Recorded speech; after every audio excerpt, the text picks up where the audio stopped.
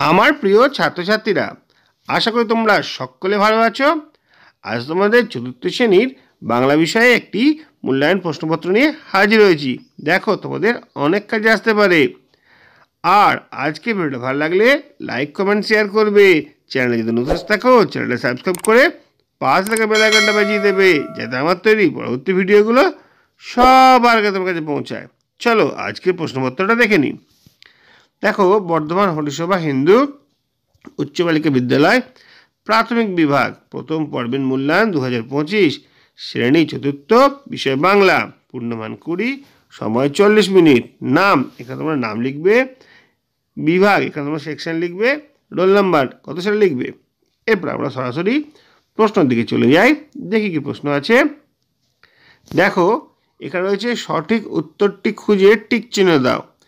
4টে করে অপশান রয়েছে, যেটা সঠিক তার মাথায় টিক চিহ্ন দেবে। গোল করবে না বা তলায় দাগ দেবে না, যেমন ইনস্ট্রাকশন আছে তেমনই করতে হবে। কবি পাষাণের থেকে কি দীক্ষা পেয়েছেন? উত্তর হবে কবি পাষাণের থেকে কঠোর হতে দীক্ষা পেয়েছেন। তত্ত্বচানের গাছটি কোথায় ছিল?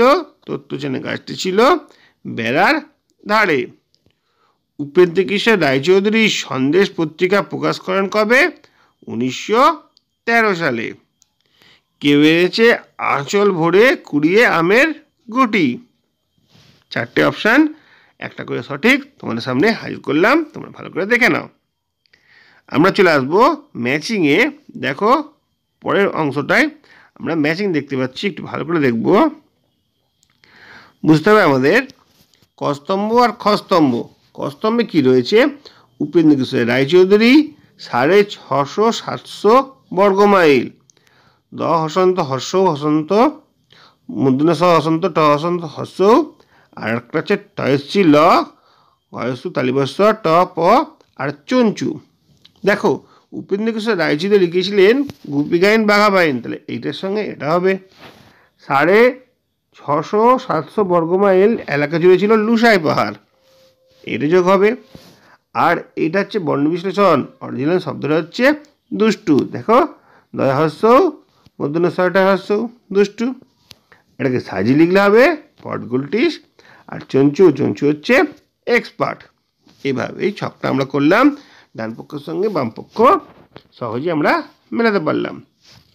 এবার চলে আসবো আমরা পরের প্রশ্নে। দেখো এখানে কি রয়েছে।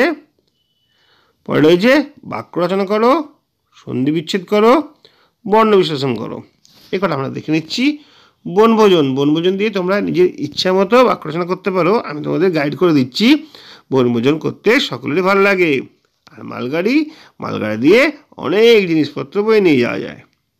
সন্ধি বিচ্ছেদ, স্বস্তি নগেন্দ্র, সুযুক্ত অস্তি স্বস্তি, নগেন্দ্র ইন্দ্র নগেন্দ্র, ঠিক আছে। আর বর্ণ বিশ্লেষণ হচ্ছে মোমবাতি। দেখো, ময়কার আছে, তার মানে ম হসন্ত ও, তারপরে ম আছে মানে ম হসন্ত অ, ম একটা ব্যঞ্জন বর্ণ, তার জন্য অ আসছে। তারপরে বয়াকার আছে মানে ব হসন্ত আ, তারপরে তহস্যি আছে মানে ত হসন্ত হস্যই। এইভাবে মোমবাতি সন্ধি বর্ণ বিশ্লেষণ আমরা করলাম। সন্ধি বিচ্ছেদ, বর্ণ বিশ্লেষণ, বাক্য রচনা হয়ে গেল।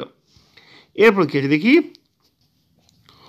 এরপর আছে অর্থ লেখো আর নিচের প্রশ্নগুলির উত্তর দাও। পাল্লা, পাল্লা মানে হচ্ছে প্রতিযোগিতা। আর উদ্ভট, উদ্ভট মানে হচ্ছে অদ্ভুত। সাথে প্রশ্ন রয়েছে 5টা কোশ্চেন আছে, আমরা পরপর দেখে নেব। হযবরলয়ের স্রষ্টাকে? আমরা জানি হযবরলয়ের স্রষ্টা হচ্ছে সুকুমার রায়। আর একটা মজার খেলা ছিল, খেলাটির নাম কি? খেলাটির নাম হলো কবিতায় গল্প বলা, ঠিক আছে। এভাবে 2টো প্রশ্নের উত্তর আমরা বুঝলাম।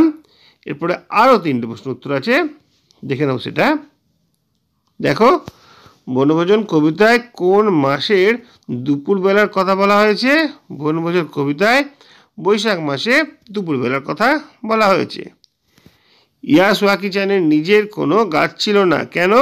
ইয়াসুয়াকি চানের পোলিও থাকার জন্য তার নিজস্ব কোনো গাছ ছিল না। নেক্সট কোশ্চেন হচ্ছে, কোথাও আমার হারিয়ে যাওয়ার গানে কবি কিসের মানা নেই বলেছেন? কোথাও আমার হারিয়ে যাওয়ার গানে কবি কোথাও হারিয়ে যাওয়ার মানার কথা বলা হয়েছে, ঠিক আছে। দেখে নাও তোমরা। এইভাবেই সকল প্রশ্ন উত্তর তোমাদের সামনে হাজির করলাম। আশা করি বুঝতে কোনো সমস্যা হয়নি। পরবর্তী দিনে আমরা অন্য ভিডিও নিয়ে হাজির হব। আজকে ভিডিওটা এখানে শেষ করছি। যদি ভালো লাগে লাইক কমেন্ট শেয়ার করবে। চ্যানেলে যদি নতুন থাকো চ্যানেলটা সাবস্ক্রাইব করে পাশে থাকা বেল আইকনটা বাজিয়ে দেবে, যাতে আমার তৈরি পরবর্তী ভিডিওগুলো সবার আগে তোমার কাছে পৌঁছায়। তোমরা প্রত্যেকে ভালো থাকবে।